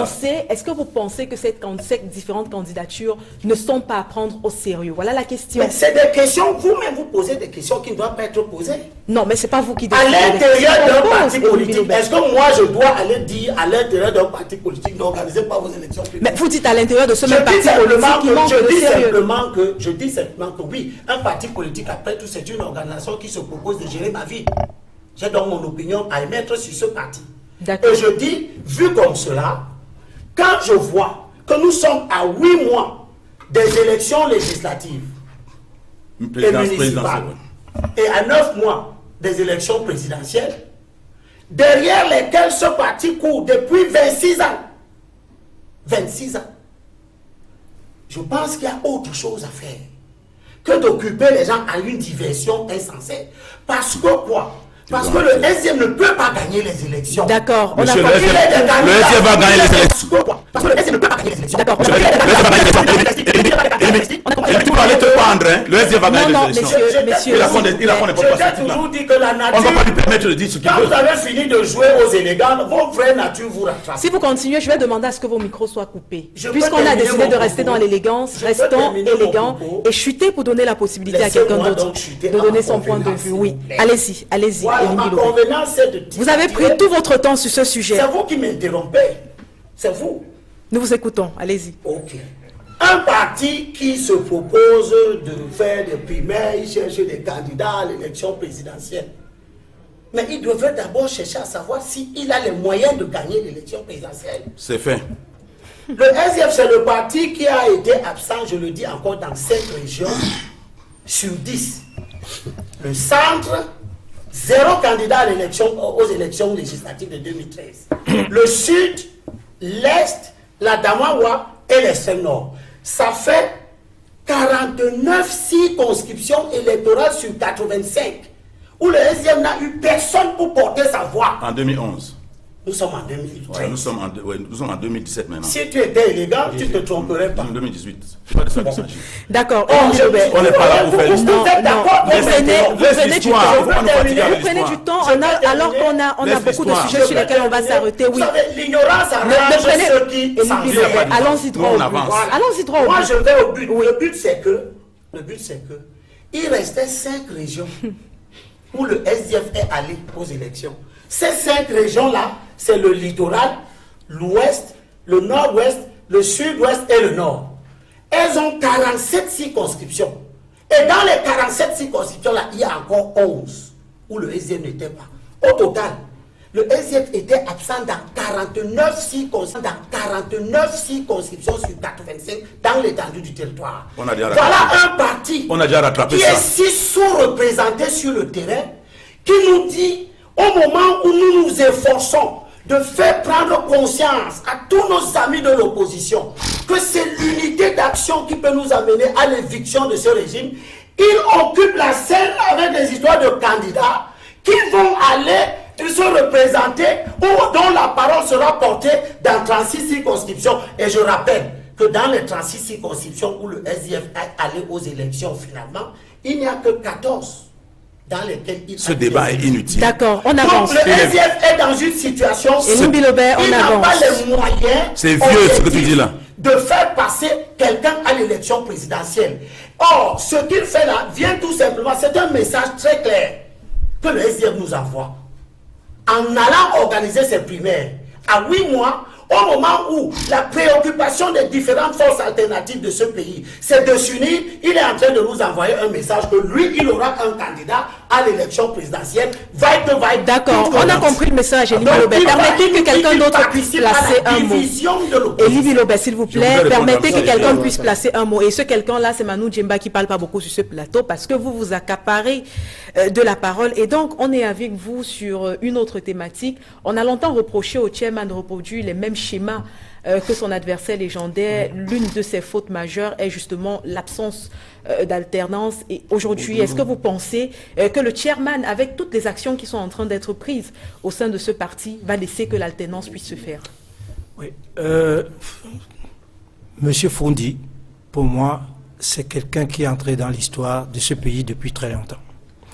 Malheureusement, c'est un Camerounais, c'est-à-dire quelqu'un qui s'accroche au rideau, aux branches, alors que depuis longtemps, il aurait dû passer. C'est-à-dire quelqu'un qui s'accroche au rideau, aux branches, alors que depuis longtemps, il aurait dû passer la main, ou alors il aurait dû favoriser l'émergence de personnes susceptibles de booster ce parti-là. Donc, si aujourd'hui, il y a des gens, par rapport à l'opportunité d'une élection présidentielle, qui sont en train de poser leur candidature aux primaires, je dis, c'est un peu tard pour vraiment donner, comment dire ça, beaucoup de sens à ces démarches-là. Ça ne veut pas dire que ces démarches-là sont inutiles. Moi, je dissocie d'ailleurs l'union que prône Elimbi et la possibilité d'avoir une primaire au sein de chaque parti. Chaque parti est organisé de telle sorte qu'il puisse, comment dire ça, exprimer une espèce de démocratie en son sein. C'est ce qui est en train de se passer. Cela n'empêche pas qu'il y ait union demain ou après-demain avec d'autres partis. Et le discours que tient Elimbi Lobé sur l'union, pour moi, il me va très très bien. C'est uniquement ce discours-là qui peut faire gagner l'opposition. Ça, c'est vrai. Mais chaque parti, en son sein, peut organiser ses propres élections juste pour faire vivifier ses organes de base. On comprend l'intérêt que Elimbi Lobé porte à ce parti. C'est un parti dans lequel il s'est retrouvé. Il a d'ailleurs milité durant de nombreuses années. Et donc, il maîtrise beaucoup les tests de ce parti. Pas uniquement de ce parti. Elimbi Lobé, c'est quelqu'un de très cultivé. Ça, personne n'en doute. Bon, maintenant, ce que moi, je dois lui dire, c'est tout simplement que la candidature, ou plutôt le jeu politique qui est en train d'avoir lieu au SDF, il ne faut pas qu'il le balaie d'un revers de la main. C'est quelque chose d'essentiel. Bon, maintenant, il ne faut pas qu'il le balaie d'un revers de la main. C'est quelque chose d'essentiel. Bon, maintenant, moi je dis, Monsieur Fondi, c'est même un message que je lui lance, ou plutôt une supplication que je lui lance, il ferait mieux de prendre de la hauteur et de laisser ce jeu-là se faire. Ça va le grandir. C'est d'ailleurs la même chose qu'on demande un peu plus haut, hein, toutes choses relatives. Voilà. Exactement, et je vous relance sur cette thématique-là, Maître Pensy. On a aujourd'hui l'impression, hein, c'est une impression d'ailleurs très pénible, que Nigel Fondi est en train de reproduire, on l'a dit, les mêmes schémas que le président de la République, du moins ce qu'on lui reproche tout le temps, le refus d'alternance. On a aussi au cours de la semaine appris que son état de santé se dégradait fortement, ce qui avait poussé ses proches et dont ses enfants à lui demander de se retirer de la sphère politique, d'où... Vous parlez de qui? De Nigel Fondi, bien sûr. Mais parce qu'on ne peut pas parler de quelqu'un d'autre qui est malade. Nous parlons du chairman. Mais c'est un avocat, il faut des précisions quand même. Il y a quelqu'un au Cameroun qui est malade. Non, on parle du chairman et de personnes d'autres. Et donc, on était en train de dire à ce sujet que ses enfants lui ont demandé de se retirer. Et on a même appris, finalement, aux sorties du NEC qui s'est déroulé du côté de Bamenda, qu'on avait décidé de la création d'un poste de président d'honneur dans lequel on aurait bien pu mettre Nigel Fondi. Mais on a l'impression aujourd'hui qu'on essaie finalement de reléguer ce président fondateur au simple rang d'observateur. Est-ce que vous pensez que, voyant les choses sous cet aspect, lui, il va se laisser faire? Bon, d'abord, je vais vous dire une chose. Ce n'est pas une révélation. C'est pas Nigel Fondi qui a fondé le SDF. À l'origine, c'est les Mouna. Mais les Mouna se cachaient parce que leur père était au pouvoir. Donc ils n'ont rien fondé. Et non, monsieur, laissez-moi pas. Et la courtoisie, monsieur Kournier, vous avez parlé de bourgeoisie, vous avez votre temps de parole. Ça s'appelle un débat, s'il vous plaît. Ça s'appelle un débat contradictoire. Vous avez votre temps de parole. Ça s'appelle un débat, s'il vous plaît. Ça s'appelle un débat contradictoire. Vous aurez votre temps de parole. Permettez-moi, s'il vous plaît, allez-y, d'utiliser de mon temps de parole. Allez-y, monsieur. Et je dois dire tout à l'heure, pour revenir, j'ai revenu un propos, un procès est public. C'est-à-dire, le procès, vous pouvez mettre les micros. Mais un interrogatoire d'un accusé et dans une enquête est quelque chose de secret. En 71. Non, même en 71, monsieur. C'est secret. Secret d'instruction, j'étais là. Alors, c'est le procès de Wandié était public, avec des micros dehors. Donc, laissez-nous, ne dites pas ce qui est faux. Et d'ailleurs, s'il vous plaît, lorsque vous parlez de 71, et lorsque Elie Milo vous parlez de 2013, et dit c'est le passé, vous-même, vous êtes un homme du passé. Vos débats sont anachroniques. Parce que vous parlez toujours de 93, de 71, de 73. Et lorsque Elie Milo vous parle de ce qui se passe en 2013 là, dans le cadre d'une analyse, à mon avis, sensée, qui est une démonstration du fait que le SDF ne peut pas gagner, je reviens sur la question. Mais ce qui se passe de SDF, ça ne me regarde même pas. Je suis heureux que tout ça se passe. On voit que, et je connais bien Bandam, qui est avocat, que je connais, il ne participe pas trop aux événements d'avocats, il est plus homme politique, il fait des affaires, que mon ami Joshua aussi, c'est quelqu'un que je rencontre souvent, j'ai eu à dîner avec lui, c'est quelqu'un de très intelligent, mais il est du sud-ouest et l'autre est du nord-ouest, et ils ne veulent pas du tout de Joshua aussi. Ça, on le sait, c'est pour ça qu'ils font un barrage et ils essaient, laissez-moi faire mon analyse, ils essaient en fait de susciter la candidature de Denis Dion-Phoundie qui n'a aucune chance de gagner ces élections. Elie Milo vient de le démontrer. Ce que je voudrais dire dans le cadre de cette affaire, il faut faire très attention. Lorsque les gens contestent cette affaire, il faut faire très attention. Lorsque les gens contestent, par exemple, la suprématie de Dion-Phoundie, c'est le 8-2. Beaucoup de personnes sont parties, tout simplement parce que ce parti-là, et on le sait, des têtes pensantes, Kawala, tête pensante, Asongani, etc. Beaucoup de personnes sont parties parce que Elie Milo même est parti parce qu'il ne pouvait pas discuter avec ces personnes-là. Nous, RDPC, contrairement à ce que vous dites, le débat est contradictoire. Mais au sein des commissions, lorsque on s'entend à l'intérieur sur une politique, on se remet à cette politique-là. C'est ça, c'est pour ça. Et quand nous faisons nos débats, nous ne faisons pas comme vous. Le comité central, c'est où? Vous êtes réunis combien de fois? Mais le comité central... On ne parle pas du RDPC, mais du SDF. Je vais vous dire une seule chose, puisqu'on est SDF. Le SDF, son congrès, et tout le monde se trouve au domicile de Dion-Phoundie en Carrington. Si le portier, le gardien, vous refuse d'entrer, vous n'entrez pas. Donc ça veut dire... Non, monsieur, ça c'est vrai. Le portier, il a de INTA. Vous étiez là. Vous n'entrez pas. Vous êtes mal vu.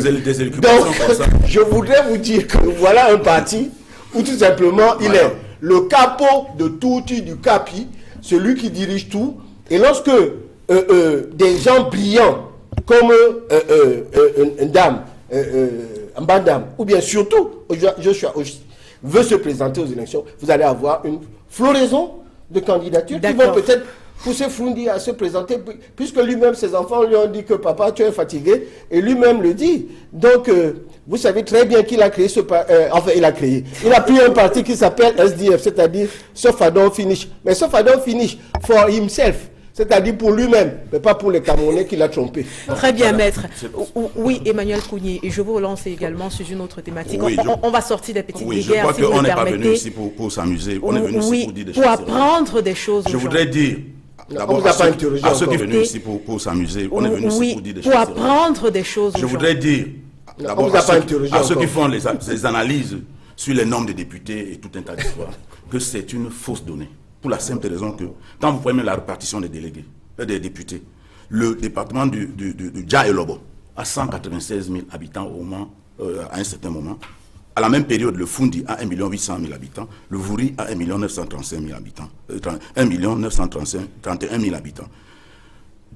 Le Dja et Lobo a 5 députés avec 196 000 habitants. Le Phoundie, qui a 9 fois plus d'habitants, a 7 députés. Le Vouri, qui a 10 fois plus d'habitants que le Dja et Lobo, a 9 députés. toute proportion gardée, le vous devez avoir 50 députés sur Dja et le Bois 29. Donc il y a une fausse répartition qui fait qu'on parle d'une majorité obèse qui ne signifie absolument rien. Et les gens nous en fument avec des histoires de ce genre et nous pensons que ce n'est pas des choses comme ça qui doivent être prises en compte. Je voudrais parler de l'étude de M. Limbi qui vous raconte beaucoup de choses. Très Donc, bien. je reviens. Non, Maintenant que vous avez dit ça, je voudrais donc aller maintenant sur la mutualisation des forces pour les partis politiques pour aller aux élections. Comment est-ce que les gens doivent se mutualiser et comment est-ce qu'on doit pouvoir travailler au SDF. Le travail, comme si vous avez suivi aussi Joshua, il y a 3 mois en arrière, vous aurez compris que quand les gens présentaient les candidatures, il a dit clairement, nous travaillons pour l'appareil. Parce que le candidat lui-même, ce n'est pas ce qui est important. Ce qui est important, c'est d'abord l'appareil qui doit porter le candidat. Personne ne connaissait Obama. Mais quand il a été élu aux primaires et que l'appareil qui devait le porter était un appareil qui devait permettre, des démocrates qui devait permettre d'avoir un candidat sérieux, il est devenu un candidat sérieux. Donc nous travaillons parce que Elimbi le sait. Le SDF a au moins les 10 présidents régionaux. Le SDF a des coordinateurs départementaux pratiquement dans tous les départements. Donc ce travail est en train d'être fait depuis pour qu'on soit sûr que les 26 000 bureaux de vote qu'il y a au Cameroun, puisque nous voyons aux élections cette fois pour gagner, M. Biya ne peut plus gagner les élections. Il y a la pagaille dans 6 régions. Il ne peut pas gagner 6 élections cette fois pour gagner, M. Biya ne peut plus gagner les élections. Il y a la pagaille dans 6 régions. Il ne peut pas gagner. S'il gagne les élections, ça veut dire que nous allons dans un cul-de-sac, tout le monde le Très sait. bien, Emmanuel Donc c'est pour vous dire que nous avons travaillé notre appareil. Sur cette oui. question, vous parlez d'appareil, de tout le travail que vous êtes en train de faire. Oui. On sait notamment qu'aujourd'hui, les regards de presque tous les observateurs sont rivés vers le congrès que vous allez organiser d'ici la fin du mois de février. Qu'est-ce qui pourrait sortir de ce congrès de façon concrète? Il sortira de ce congrès un président national qui probablement pourra être Ni John Fundi. Ou pas. Et il sortira également un candidat aux élections présidentielles qui probablement ne pourra pas être Ni John Fundi. Et au terme de cela, nous allons pouvoir présenter, parce que quand les gens disent il faut s'asseoir avec les autres, quand on s'assoit, il faut un produit d'appel. Nous avons quelque chose à présenter pour qu'on s'assoie. Ce quelque chose, c'est d'abord l'appareil que nous avons travaillé. Nous allons leur présenter les scrutateurs que nous aurons dans les bureaux de vote. Nous allons leur présenter notre occupation du terrain. Nous allons leur présenter notre projet. Et puis, si des gens sont avec nous et qu'ils ont des éléments dans le projet que nous n'avons pas, quand vous avez vu Mitterrand en 81 avec le programme commun de la gauche, ce n'était pas le pouvoir du Parti socialiste. Il peut avoir des projets ou des éléments dans un programme que nous récupérons pour mettre dans notre programme. Mais nous allons présenter un appareil. Si des gens ont des appareils plus représentatifs ou plus implantés, nous allons discuter avec ces gens-là. Mais nous n'allons pas discuter avec des gens qui arrivent un matin, ils n'ont jamais fait la politique, ils disent qu'ils sont descendus du ciel, c'est Jésus qui les a envoyés et qu'ils doivent être présidents de la République du Cameroun. Mais on a toujours besoin de plus petits. Oui, je suis d'accord, mais je dis qu'on va discuter avec eux, mais pas dans le sens de penser qu'on peut leur céder la place ou quoi que ce soit. Nous allons céder la place à quelqu'un qui va nous présenter son appareil et nous démontrer qu'il occupe le terrain et que si nous appuyons avec lui, on peut arriver. Et s'il n'y a pas d'autres qui peuvent présenter, nous allons présenter l'appareil et nous allons demander aux autres d'entrer dans l'appareil. Voilà comment ça va se passer. Maintenant, ceux qui pensent qu'on va réunir tous les gens comme si on était dans un poulailler, les gens ont dit entrez ici, ça ne se fera pas comme ça. La politique n'est pas un champ. Je pense qu'on va réunir tous les gens comme si on était dans un poulailler, les gens ont dit entrez ici, ça ne se fera pas comme ça. La politique n'est pas un champ de canne à sucre. Exactement, oui. Elimbi, vous avez la parole. En quelques secondes, vraiment. Je voudrais dire que ce n'est pas aujourd'hui que nous cherchons à renverser le président Biya et son régime. C'est depuis 1990. Chaque élection que nous avons échoué... Il dit qu'il ne faut pas en parler, hein. C'est il y a très longtemps. Non, il nous perd en conjecture dans le 90, c'est pas bien. Allez-y. Il vous fait la censure. Il est libre de parler. Il a des idées passéistes, laissez-le déverser. Mes maîtres m'ont enseigné la science. Et la science veut que je la construis chaque jour avec les lumières qui ont été développées par les prédécesseurs. Que cela vous plaise ou pas, la vérité est que chaque fois que nous échouons une élection, nous devons commencer à préparer une autre. La prochaine. Et quand on prépare donc une élection, on regarde ce qu'on a fait. Et ce qu'on a fait nous détermine dans notre stratégie. Je suis surpris qu'on fasse comme si on va aux élections en 2018. On n'est jamais allé aux élections. Et que toutes les spéculations sont permises. Je voulais vous dire, Kate, que tout ce qui est permis et dont on a droit n'est pas édifiant. Le SDF, vous l'avez dit, j'y ai passé plus de 20 ans de ma vie. pour essayer de renverser ce régime. Aujourd'hui, le combat, c'est que tout ce qui empêche le renversement du régime, par l'obscurantisme, par l'incapacité à se remettre en cause, pour chercher objectivement où est-ce que nous péchons, ceux-là, c'est eux qui sont à combattre. Le SDF est allé aux élections législatives de 2013.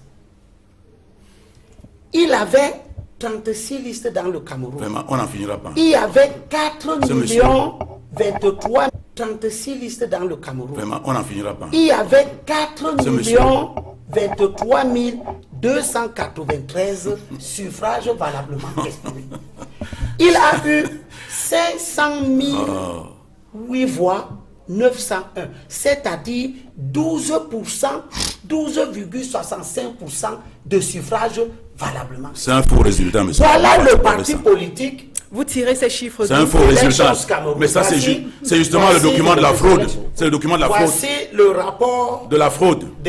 C'est le rapport de la fraude, non? C'est les militants du RDPC qui ont écrit ça. Donc nous ne tenons pas compte de ça. Hein. Ce document-là, pour nous, c'est dans la poubelle. C'est bon pour la poubelle. Je croyais que c'est moi qui C'est le rapport de résultat. Quel résultat? Je croyais Permettez qu'il termine. Je croyais qu'il n'est plus élégant. Là, maintenant, il n'est plus civilisé. Il est devenu sauvage. Il est dans sa nature, quoi. Non, je ne sais pas, parce que je vous ai dit que les vérités sont c'est un rapport inutile. On n'a plus beaucoup de temps. Le philosophe Nietzsche disait que les vérités qu'on cache tuent. Ce n'est pas des vérités. Des voilà donc un parti qui a fini avec, qui vient de faire les élections locales pour contrôler le pouvoir parlementaire. Tous les jours. Et qui n'a pas pu se présenter sur l'ensemble du territoire. 5 régions où il n'était pas. Et qui a fini avec 12,65% de suffrages valablement exprimés. Vous essayez de nous dire quoi concrètement? Je veux vous dire que quand un pareil parti s'assoit dans la perspective de préparer les prochaines élections et estime qu'il lui faut des candidats à lui, cela veut dire qu'il entre dans une contradiction avec ce que ses propres forces et ses propres résultats témoignent. C'est de ça qu'il est question. Tu vas gagner l'élection présidentielle comment? Je te dis que c'est quand tu n'as pas dans 5 régions du Cameroun aucun élu local. Je te dis que c'est quand tu n'as pas dans 5 régions du Cameroun aucun élu local qui peut porter ta voix. Il vient, il me dit, dans le Djaïlobo, on avait 55 députés, c'est ça qui fait problème. On en a, si dans le Djaïlobo, je peux continuer. Je peux continuer, monsieur Libi. Si dans le Djaïlobo, il y avait un seul siège de députés, qu'est-ce que ça aurait changé puisque vous n'étiez pas? Ça aurait changé. D'accord, j'imagine que vous avez fini donc, avec cette thématique. Non, permettez Elim Bilobé que Manu Djemba également puisse en parler. Tu es perdu, qu'il avait dit, mais permettez ils doivent savoir. Elim Bilobé, s'il vous plaît. Ça n'a pas de sens. Un peu de discipline, Elim Bilobé, s'il vous plaît. Manu Djemba, je suis avec vous et je demande à la régie de couper le micro de monsieur Elim Bilobé pour qu'on puisse avancer finalement. Aujourd'hui, on est en train de faire le bilan du chairman. Puisque vous êtes des perdeurs. Elim Bilobé, s'il vous plaît. Merci. Je vous remercie suivre. pour votre galanterie. J'étais avec vous, Manu Djemba, on était en train de parler, de faire justement le bilan du chairman. Vous êtes également de ceux qui pensent qu'en toutes ces années de présence dans la sphère politique, il aura finalement abouti à une seule chose, c'est-à-dire l'échec, ou alors force est de constater qu'il y a eu une certaine évolution? Moi, je ne parlerai pas de Froundi en tant que tel, je parle plutôt du SDF. C'est toujours la première force d'opposition au Cameroun. Même si l'opposition qui ne fait plus beaucoup. Oui, mais même si on tient compte des chiffres de M. Elim Bilobé, 12,65%. Qui sont d'ailleurs faux. Non, c'est pas mon problème. Les autres sont où? Ils ne sont pas là. Malheureusement, dans ce pays, les gens veulent que ceux qui, ont des choses à dire, fassent du suivisme. C'est-à-dire suivent la médiocrité. Ce que je veux dire, c'est que le parti où tout le monde doit s'arrimer, c'est le SDF. Aucun autre. Vous comprenez? Adamou Damdioya, Bello Bouba, prenez tout ce que vous voulez et Kindi. Vous comprenez? Adamou Damdioya, Bello Bouba, prenez tout ce que vous voulez et Kindi. S'ils veulent un changement, c'est avec le SDF comme tête de proue. Le SDF ne peut pas être à la remorque des gens qui ne comptent que pour leur famille ou pour leur tribu ou pour je ne sais pas moi quoi. Vous comprenez? Le SDF, c'est un parti très représentatif. C'est vrai qu'il a perdu beaucoup de plumes en route parce que Froundi, avec la durée, n'a pas su donner le sens à ce parti-là. Mais c'est peut-être pour ça qu'il faut un nouveau visage aujourd'hui à la tête de ce parti. Mais bien entendu, ça de toutes les façons, ça ne souffre d'aucune contestation. Tout le monde le dit, tout le monde le sait. Moi, vous savez, Froundi, c'est quelqu'un qui était charismatique. Vous étiez peut-être très gamine, mais quand il arrivait quelque part, il soulevait les foules. Il criait bouger. Aujourd'hui, quand vous regardez le visage de Froundi, vous voyez quelqu'un qui tire une gueule d'enterrement. Donc pour moi, c'est un défaitiste. Il n'est pas le seul aujourd'hui. On peut remarquer beaucoup de personnes qui ont milité dans la même période que lui, qui sont également dans la même situation. Je vous remercie, messieurs. On sort de ce sujet. On n'a plus que quelques secondes pour aborder brièvement la question sur l'Union africaine. On parle là du 30e sommet qui s'est déroulé notamment à Addis Abeba. C'était dimanche dernier, donc lundi de cette semaine. Un sommet au cours duquel on a pu remarquer l'arrivée en grande pompe du président pour l'exercice. On parle là d'une année, bien sûr. Le président Paul Kagame avec une série de réformes finalement dans son attaché case. Et à peine il est arrivé que déjà beaucoup voient en lui l'avenir de l'Afrique. C'est le même regard que vous portez sur le président Kagame au vu de tout ce qu'il a pu apporter comme évolution dans son pays, Maître Pensy? Je pense que quand on va au Rwanda, on se rend compte que ce pays a fait énormément de progrès, sortant d'une guerre où il y a eu quelques millions de morts, et que ce pays-là est pour nombre de personnes. Vraiment un étonnement que ce pays-là est pour nombre de personnes. Vraiment un étonnement qui fait en sorte que le président Kagame est considéré comme l'un des plus brillants au niveau de sa fonction en Afrique. Et ça, à partir de ce moment-là, que ses pairs, et notamment le président Déby, ait tout fait, puisque c'est lui qui était le précédent président, de faire en sorte que ce soit lui, c'est pour booster l'Union africaine, qui ne fonctionne pas. Même le financement se fait à l'étranger. On a même parlé la dernière fois que les Chinois qui ont offert l'immeuble, le siège ont mis... L'ont truffé de micros. Le truffé de micros, ce qui, à mon avis, je ne pense pas, c'est quoi? C'est pour espionner la fabrication... C'est exactement de ça que le journal du Monde parlait. Pour parler la fabrication du kilichi, ou bien du mionda, ou bien du condré. C'est pas sérieux. C'est parce que les Chinois travaillent avec les Africains qui ont fait une ouverture vers d'autres personnes, puisque Kwenyeva le sait très bien, puisqu'il est financier. Mieux, je le préfère financier que politique, parce que là, il a investigué les gens, alors que financier, il arrive à faire souvent des démonstrations. Sur ce point-là, et je le dis, Kagame a choisi des gens, l'ancien président Labad, toutes les personnalités qui comptent. Il y a même déjà dans deux Camerounais. Et il voulait booster. D'ailleurs, je pense d'ailleurs que Mkoko Mbondio également fait partie des personnes qu'on a nommées en ce qui concerne les institutions, pour booster et faire en sorte que, vous savez, lorsque il y a eu ces 2% là, ces 0,2% des importations, de contributions, qui faisaient à peu près 1,2 milliard, ça allait financer, et certains États, en euros. Certains États ne voulaient même pas le faire. Donc, ce monsieur est un monsieur qui est brillant, mais en un an, je doute qu'il puisse faire quelque chose, mais il va commencer déjà à le faire, mais d'autres personnes mettent un frein à quelque chose, mais il va commencer déjà à le faire, mais d'autres personnes mettent un frein. Parce que vous savez que lorsqu'il s'agit de faire des réformes, on a eu moi j'ai un cousin qui est ambassadeur là-bas, alors il y a les ambassadeurs qui se réunissent. Quand les ambassadeurs de tous les pays africains se mettent à se réunir pour parler, c'est tout simplement à ce moment-là, vous rentrez dans l'inertie. Parce que ça, c'est... Et là, et à ce moment-là, les choses ne vont pas bouger. Donc, vous avez vu la femme de Zuma, qui n'a rien fait, son bilan a été excessivement négatif. Et heureusement, elle a perdu les élections en Afrique du Sud. Vous avez le Tchadien qui est nommé parce que le président Déby a perdu beaucoup de ses hommes. Et au niveau de Boko Haram au Niger, un peu partout, bien que à l'intérieur de son pays même, il ait des problèmes d'ordre budgétaire. Bon, vous vous rendez compte que l'Afrique veut bouger avec un certain nombre de chefs d'État. Et je dis ceci, Kagame, c'est quelqu'un de bien. Les gens n'ont pas voulu qu'il se représente.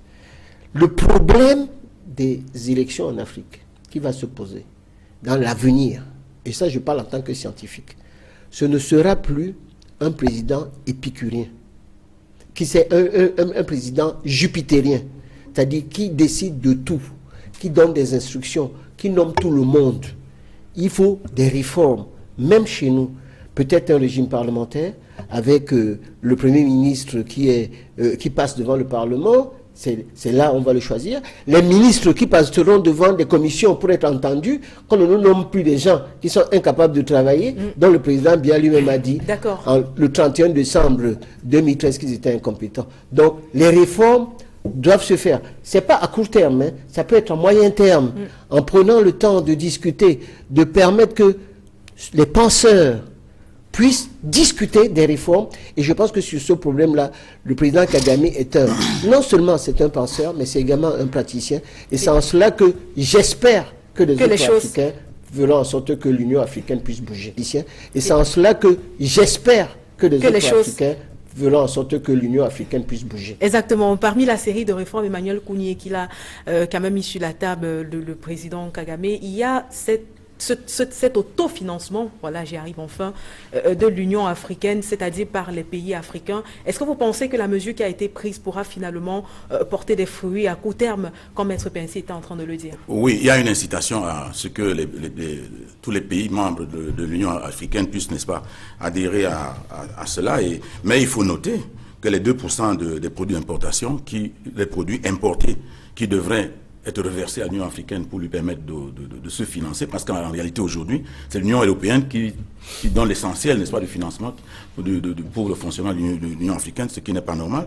Je disais donc que sur les 55 pays, il n'y a que 20 pays qui ont adhéré. Donc il y a beaucoup de pays qui ne payent pas, n'est-ce pas, cette quote-part, ce qui fait qu'il y a un travail à faire pour amener tout le monde à comprendre qu'on ne peut pas penser qu'on a une organisation continentale, alors que c'est d'autres gens, n'est-ce pas, qui viennent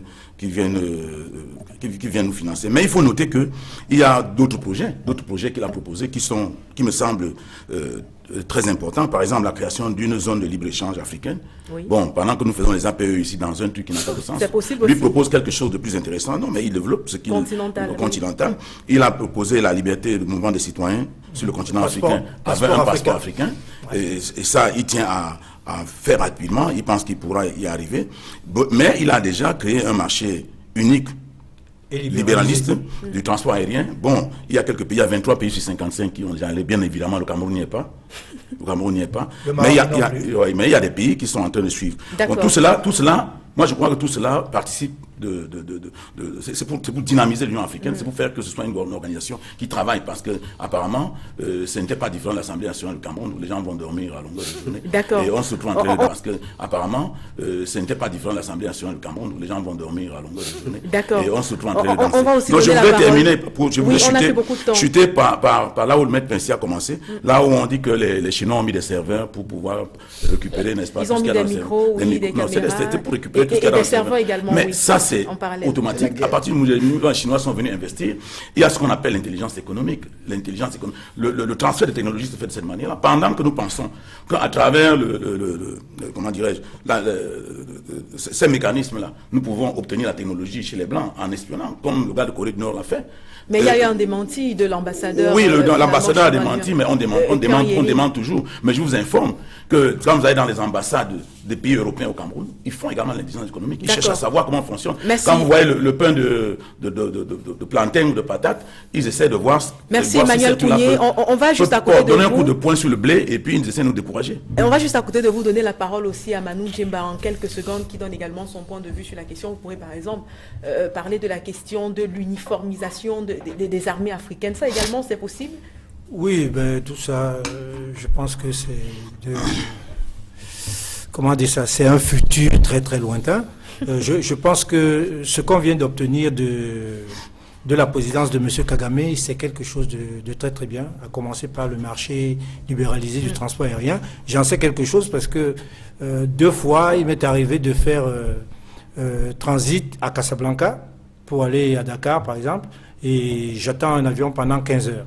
Ça, c'est une aberration terrible. Bon, maintenant, je crois qu'avec ce marché unique-là comment dire ça, les transporteurs qui vont avoir la souplesse dans les lignes, il y aura possibilité de comment dire ça, de réduire le délai d'attente, de réduire ce délai-là. Donc, je pense qu'il y a une avancée, ce qui n'est souvent pas le cas, je veux dire, en ce délai-là. Donc, je pense qu'il y a une avancée, ce qui n'est souvent pas le cas, je veux dire, en termes d'assises des présidents et aussi de ce qu'ils obtiennent ou alors de ce qu'ils nous apportent comme avancée dans le développement du continent. Merci à vous également, Manu Djemba, et on finit avec vous, et Elim Bilobet, toujours plongé dans les chiffres du SDF, certainement. Il faut chiffrer, ça nourrit les faux chiffres. Par quel moment vous décidez de prendre cette information sur l'Union africaine, vraiment en quelques secondes, parce qu'on est en train de sortir. Kadhafi a pensé des choses de cette nature des années durant, mais comme il n'avait pas bâti une démocratie, tout ça s'est effondré et très peu de personnes l'ont suivi. Moi, ce qui m'intéresse, c'est ce que pensent et font les chefs d'État démocrates, pas les putschistes qui arrivent au pouvoir, pas les dictateurs, pas ceux qui oppriment leur opposition. Donc les idées de Kagame, je n'y accorde pas un grand intérêt. Certes, prélever 0,2% sur les importations pour financer de façon endogène l'Union africaine, mais c'est un rêve élémentaire, puisque le budget de l'Union africaine devrait normalement reposer sur les contributions des États qui ne payent pas leurs contributions. Est-ce que c'est 0,2% de taxes prélevées sur les importations qui vous verseront? Bonne question. Alors, et c'est avec cette question-là, justement... Permettez-moi néanmoins de finir à ma manière. Vous avez laissé les autres. J'ai l'impression que comme je dis des choses qui ne vous dérangent. On est en train de sortir. Ce que je veux dire, c'est que la situation de Cameroun est forcément celle qui interpelle le plus les Camerounais en ce moment où nous sommes en année électorale. Et je veux dire à Manu Djemba que s'il y a un colosse qui a 150 kilos, qui est boxeur, et qu'il y a 10 enfants qui veulent le renverser, qui ont chacun 5 kilos, et le 10e a 30 kilos, qui ont chacun 5 kilos, et le 10e a 30 kilos. Si vous additionnez leur poids, ils ne vont pas le battre. Celui qui a 30 kilos ne peut pas le battre seul. Il ne peut pas le battre seul, au seul fait qu'il a 30 kilos. D'où la nécessité de repenser les paradigmes. Mais je dis déjà, il y a plus d'échanges. Non, mais je suis d'accord avec toi. Hein. On sort du sujet. Tu prêches à quelqu'un qui t'a déjà dit qu'il est d'accord avec toi. Laisse-moi finir pour qu'on sorte. Oui, pour qu'on sorte définitivement. Que les Camerounais comprennent que si un parti n'a que 18 députés et qu'il n'est pas capable d'être présent sur l'étendue du territoire dans sa lutte, ce dont il a besoin, ce n'est pas que les autres viennent le compléter. C'est qu'il envisage de gagner avec les autres.